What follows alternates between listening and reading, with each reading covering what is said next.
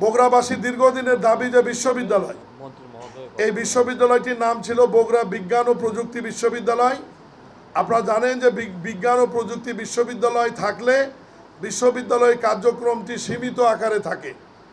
বিজ্ঞান বিভাগের বাইরে অন্য কোনো বিভাগের কার্যক্রম পরিচালনা করা যায় না।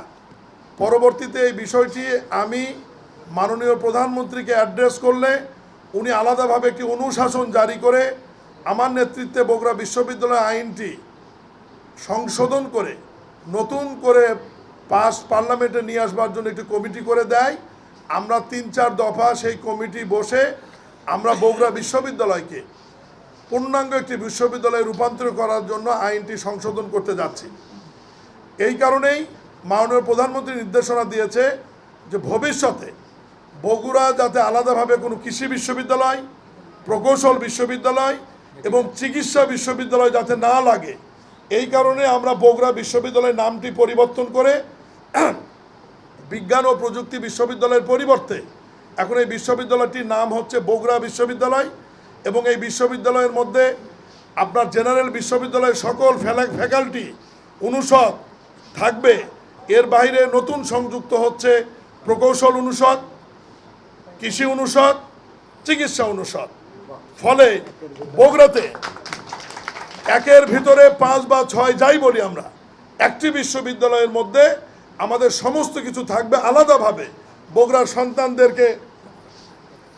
সন্তানদেরকে এখানে বা বগুড়াবাসীকে আলাদাভাবে ভবিষ্যতে দাবি করতে হবে না যে আমাদের প্রকৌশল বিশ্ববিদ্যালয় দেওয়া হোক, আমাদের কৃষি বিশ্ববিদ্যালয় দেওয়া হোক বা বগুড়া মেডিকেলে আমাদের মাস্টার্স চালু করা হোক, এটার আর দাবি করার প্রয়োজন হবে না। এর বাইরেও এই বিশ্ববিদ্যালয় আইনের মধ্যে আমরা রেখেছি এখানে পিএইচডি ডিগ্রির বাইরেও জ্ঞান বিজ্ঞান চর্চার জন্যে দেশি এবং বিদেশিরা এসে গবেষণা করতে পারবে। গবেষণার জন্য একটি অনুষদ আমরা এই আইনের মধ্যে সম্পৃক্ত রেখেছি। ইতিমধ্যেই শিক্ষা মন্ত্রণালয় থেকে আইনটি চূড়ান্ত করা হয়েছে।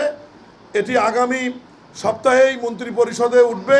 মন্ত্রী পরিষদ অনুমোদনের পর শিক্ষা মন্ত্রণালয়ের পক্ষ থেকে আমরা আশা করছি এই অধিবেশনেই আইনটি পার্লামেন্টে বগুড়া বিশ্ববিদ্যালয় সংশোধন আইন হিসেবে উঠবে এবং পাশ হওয়ার পরেও সীমিত আকারে যেহেতু কার্যক্রম চলছেই, এটা তখন ওই আইনের আঙ্গিকে ওই পরিসরে নতুন করে আমরা শুরু করব এবং মাননীয় প্রধানমন্ত্রী সহ আপনাদের সাথে পরামর্শ করে বগুড়ার সকল জনপ্রতিনিধিদের সাথে আলোচনা করে আমরা পরে সাইটটি সিলেকশন করব যে বগুড়ার এই সুন্দর বিশ্ববিদ্যালয়টি কোন জায়গায় করা যায়। মহান আল্লাহর ইচ্ছায় কোনো কিছু দেরি হলে সেটা মনে হয় ভালো কিছুই হয়।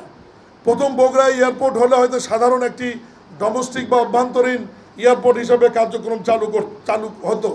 যেহেতু দেরি হয়েছে, দেরির সুফল হিসাবে বগুড়া বিমানবন্দরকে আমরা একটি বহুমাত্রিক বিমানবন্দর হিসাবে পেতে যাচ্ছি। সেখানে 6টি সুবিধা থাকছে আমাদের। এটা একটি আন্তর্জাতিক মানের বিমানবন্দর হচ্ছে এবং উত্তরাঞ্চলের প্রথম আন্তর্জাতিক এবং দেশের চতুর্থ পঞ্চম আন্তর্জাতিক বিমানবন্দর হিসাবে বগুড়া বিমানবন্দরটি আলোর মুখ দেখতে যাচ্ছে। এই বিমানবন্দরে শুধু বিমানবন্দরই থাকছে না, এর পাশে বিমান বাহিনীর একটি অনুমোদিত যুদ্ধ করার মতো ঘাঁটি ইতিমধ্যে অনুমোদন হয়েছে এবং উত্তরাঞ্চলের প্রথম বিমান ঘাঁটি যেটি অনুমোদন হয়েছে আজ থেকে 1 মাস আগে, সেটি বগুড়াতেই হচ্ছে।